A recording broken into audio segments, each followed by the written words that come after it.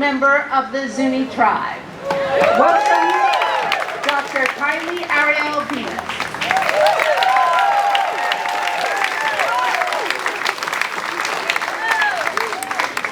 Look at all of you. It's so good to see so many of you making good trouble today on such a hot and humid day when you could have done so many other things, but you are here because you care about America, about freedom and liberty.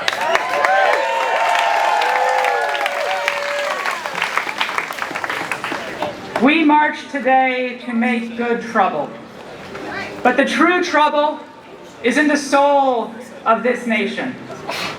The White House wants America to become the land of white supremacy, of robber barons, and secret police forces.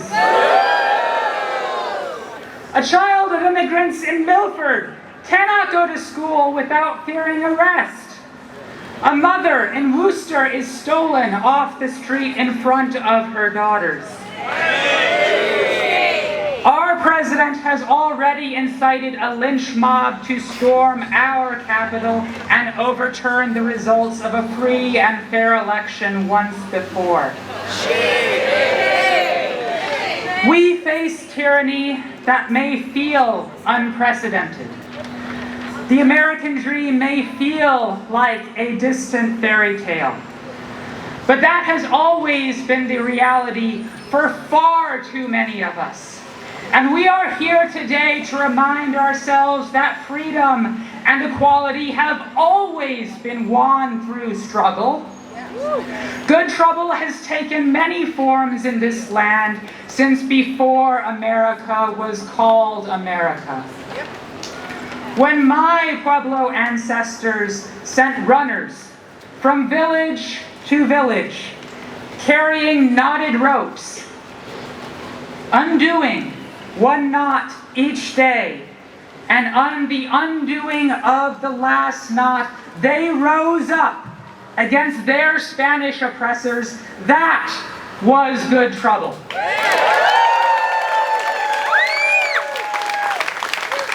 When my two-spirit ancestor, Wetwa, a Samana from the Badger clan, traveled from Zuni to Washington, D.C., to meet with President Grover Cleveland, to be an ambassador to America, to be studied by white society while she studied them back, to understand the colonizer way of thinking in order to help her people survive it.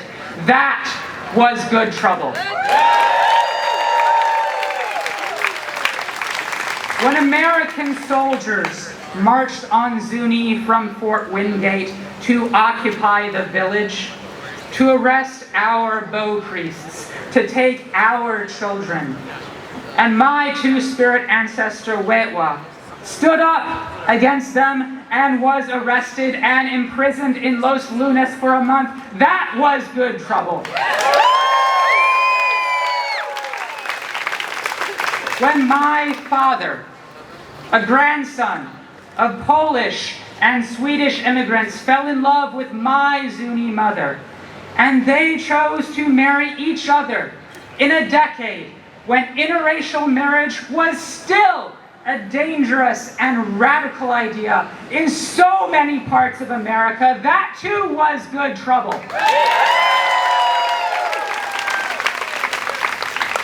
Because only profound love can heal the hate dividing our nation. Only dangerous and radical love can redeem the soul of America.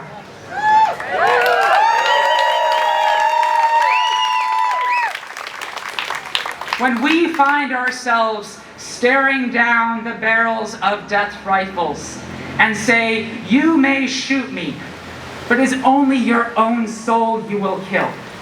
For you can never kill the spirit of all those who yearn for freedom and liberty and justice for all," that will be good trouble, necessary trouble, because that is the dangerous and radical love that will save the soul of this nation and complete the revolution of 1776.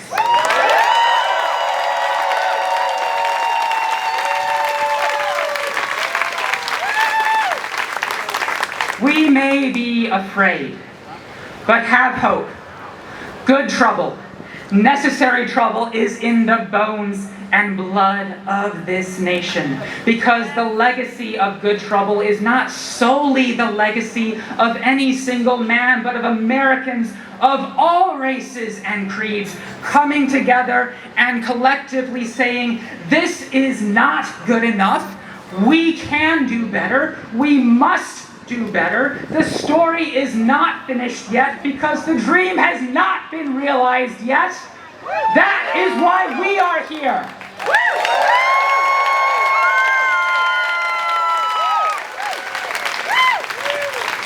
To make good trouble and complete the revolution we have been fighting not just since 1776, but since 1492. Until the dream is realized, we will keep fighting. We will speak up and speak out. We will keep rising until America rises with us and we are all free. That is the dream. That is the light. That is what is right. That is our right. This is our fight. And what happens when we fight? We win! What happens when we fight? We win! What happens when we fight? We win! That's right.